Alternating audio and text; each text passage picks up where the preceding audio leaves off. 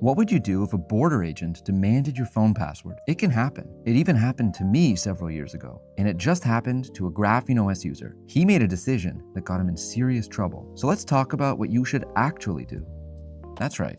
I once got my phone confiscated at an international border crossing. I felt like a prisoner as they made me wait for over an hour before even speaking to me. That's really why I got into privacy in the first place. It was such an invasion. It was so unnecessary and cruel. You might think this sort of thing can never happen to you. You're just a normal traveler, right? I was too, and that's why I would encourage you to be prepared for an issue like this at the border, just in case. So here's what happened to me. After my hour of airport security purgatory, they took me into a small bright room and they started the interrogation. I unlocked my phone when they asked because I didn't know that I could say no. And then they started asking me about my personal files and photos, my spicy memes. I didn't know what to say or what they were looking for, and I had already made a critical mistake. I never should have unlocked my phone in the first place. I allowed them to copy my data, and it added fuel to the fire. In this case, as a foreign visitor, I wasn't even legally required to give up my password. I just didn't know any better. So after what felt like hours of questions, when they asked me to enter the password to my laptop, I simply refused and they let me go home. I wasn't allowed entry into their country, and that sucked, but I would have seriously regretted giving up all the data on my laptop for them to copy and study. So when I saw this story about the Graphene OS user who got in trouble for wiping his phone, it made me think about what I would do if this happened again. The story goes like this. A man from Atlanta was returning home to the US when border agents demanded he unlock his phone. So he gave them the duress pin. That's a secondary passcode that instantly and irreversibly wipes your phone's data and encryption keys when entered. The agents clearly saw that his phone was wiped, and the feds ended up charging him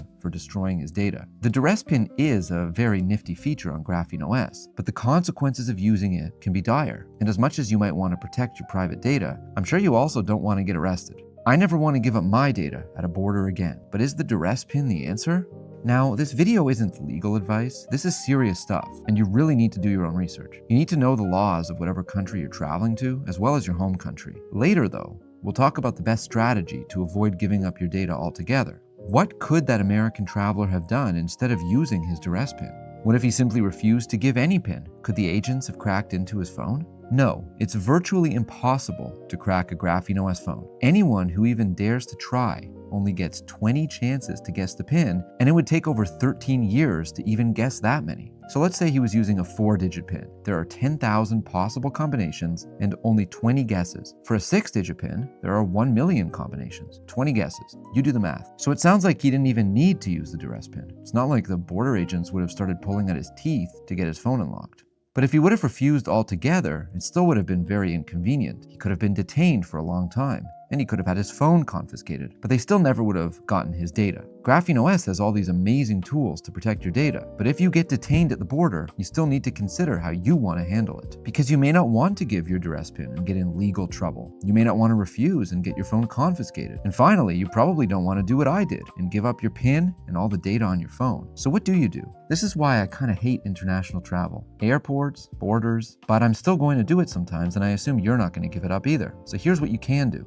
Don't travel across borders with personal, sensitive data on your phone or your laptop, or any of your devices. If possible, leave your devices at home when you travel. You could also encrypt your data and upload it to the cloud for easy access. Then you can travel with a mostly empty phone and retrieve the data on the other side. If you're ever unlucky enough to get randomly selected for secondary screening, or if you've just looked at the wrong memes on the internet, this is how you can avoid any trouble. Without any important data, you can just give in and enter your PIN. I know it can feel a bit gross to comply, but so does legal trouble and phone confiscation. So pick your poison. Now, what would you do if a border agent demanded your phone PIN? If you're on Graphene OS and you travel with a clean phone, you won't need to panic. You'll be just fine.